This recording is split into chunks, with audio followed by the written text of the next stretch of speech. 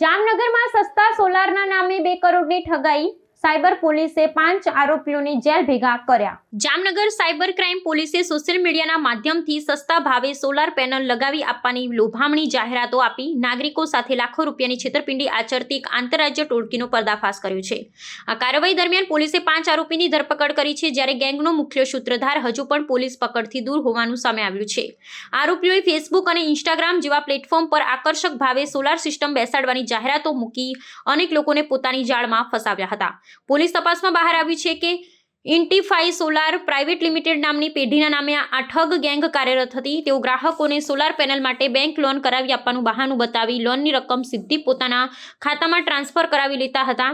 નાણાં મેળવ્યા બાદ સોલાર પેનલનું ઇન્સ્ટોલેશન કરવાને બદલે આરોપીઓ ગ્રાહકો સાથે સંપર્ક તોડી નાખતા હતા। પ્રાથમિક અંદાજ મુજબ આ ટોળકીએ જામનગર સહિતના વિસ્તારમાં 100થી વધુ લોકો સાથે અંદાજે 2 કરોડ રૂપિયાની છેતરપિંડી આંચરી હોવાની આશંકા સેવાઈ રહી છે।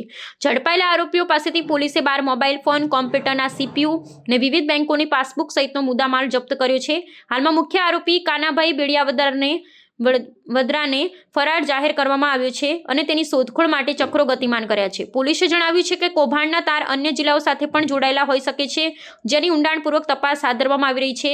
સાયબર પોલીસે નાગરિકોને અપીલ કરી છે કે સોશિયલ મીડિયા પરની આવી અજાણી જાહેરાતોથી સાવધ રહેવું અને કોઈપણ નાણાકીય વ્યવહાર કરતા પહેલા અધિકૃતતાની ખાતરી કરવી। ફરિયાદી તેમજ અન્ય સહાયકોને મળીને કુલ અત્યારના ફરિયાદ મુજબ 6,10,000 રૂપિયાની એમની પાસે સોલાર પેનલ ફિટ કરવા માટેની અમાઉન્ટ એમણે ટ્રાન્સફર કરેલી હતી, પરંતુ આ ઇન્ફિનિટી સોલાર પ્રાઇવેટ લિમિટેડવાળા જે લોકો છે એમના દ્વારા એ કરવામાં આવેલી ન હતી। આ જે આરોપીઓ છે કે જે લોકો એક કોલ સેન્ટર મુજબનું ચલાવી અને જ્યાંથી લોકોનો સંપર્ક કરી અને સોશિયલ મીડિયા મારફતે લોકોને છેતરવાનું કામગીરી કરતા હતા, તો એ 5 આરોપી જેમના નામ છે હિરેનભાઈ નથાલાલ લાઠિયા, ચેતનભાઈ અશોકભાઈ પાણખાણીયા, રાહુલભાઈ રાજેન્દ્ર ભટ્ટ, અભયભાઈ જીતેન્દ્રભાઈ પરમાર અને રામજી કમોદસિંહ લોધી, આ 5 આરોપીની જામનગર ખાતેથી અટકાયત કરવામાં આવેલી છે અને આગળની કાર્યવાહીમાં તે પોલીસ રિમાન્ડની કાર્યવાહી હાલ ચાલુમાં છે।